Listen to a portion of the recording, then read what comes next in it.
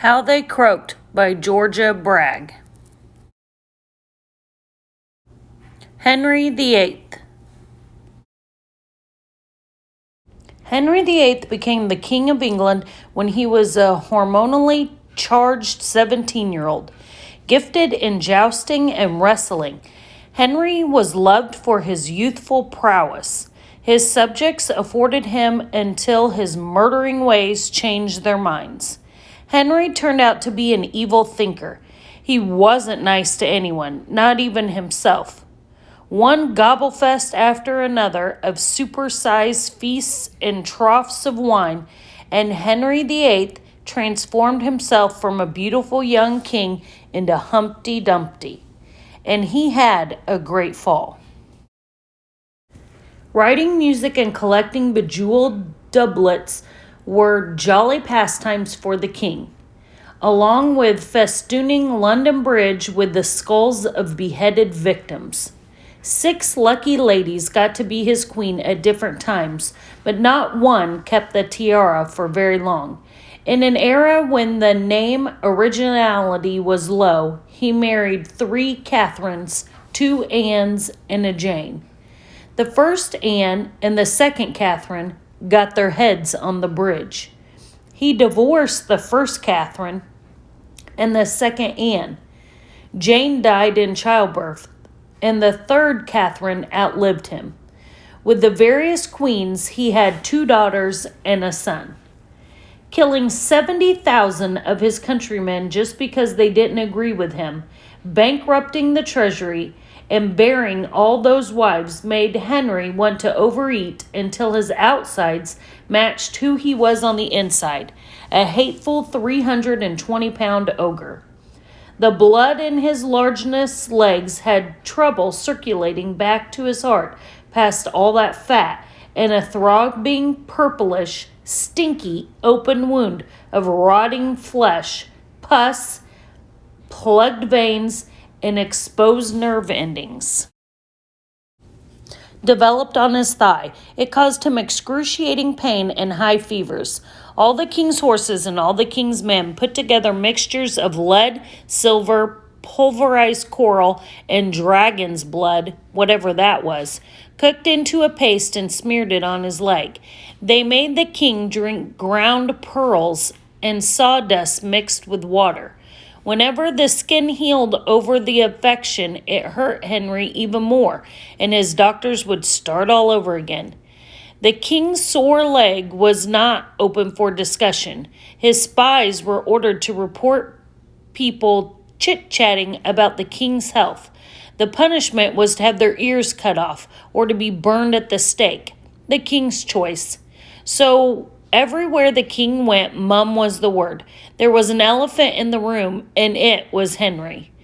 At 44, he jousted for the last time. Dressed in full body armor, limping and clanking, he climbed the specially made platform to mount his horse, which had been clad in full regalia. The king and his ride were a humongous and easy target. It was always best to let the king win, but by this time, with only a little poke of his opponent's long, pointy stick, Henry's overburdened horse slumped to the ground and rolled over onto Henry's good leg, cutting a huge gash in his thigh. Henry was knocked unconscious. Henry's horse was the only living thing brave enough to let the king know the truth about his bulk.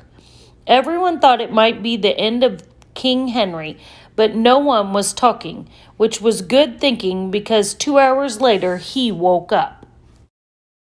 Things were normal for a while until Henry went on a trip to shoot spears and darts at stags. He returned bloated and feverish with both legs inflamed. He could barely walk.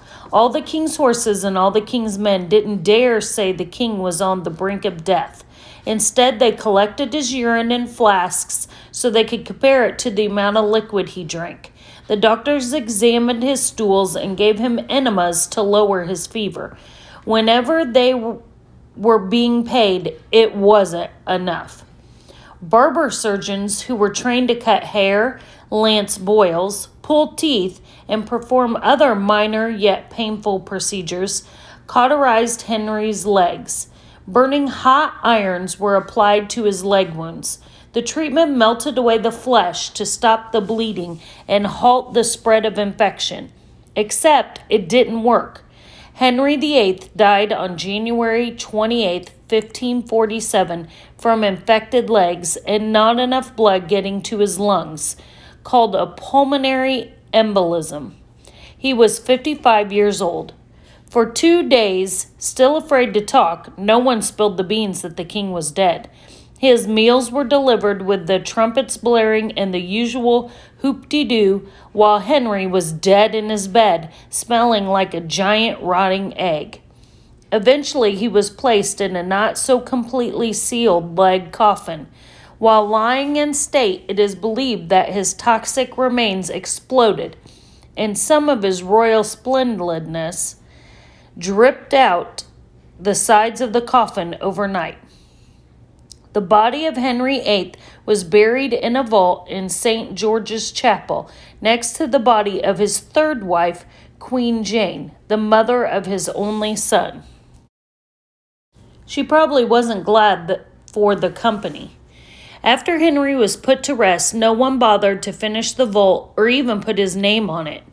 In 1649, the chapel was partially dismantled during the Great Rebellion, and in 1805, the stone sarcophagus was taken away and used by someone else. Then Queen Victoria refurbished the chapel in 1813, and Henry VIII's unmarked vault was found completely by accident. His coffin, which was never sealed properly, was partially open. Maybe it had finally aired out some. Part of St. George's Chapel was renamed the Albert Memorial Chapel. Henry VIII's tomb is there.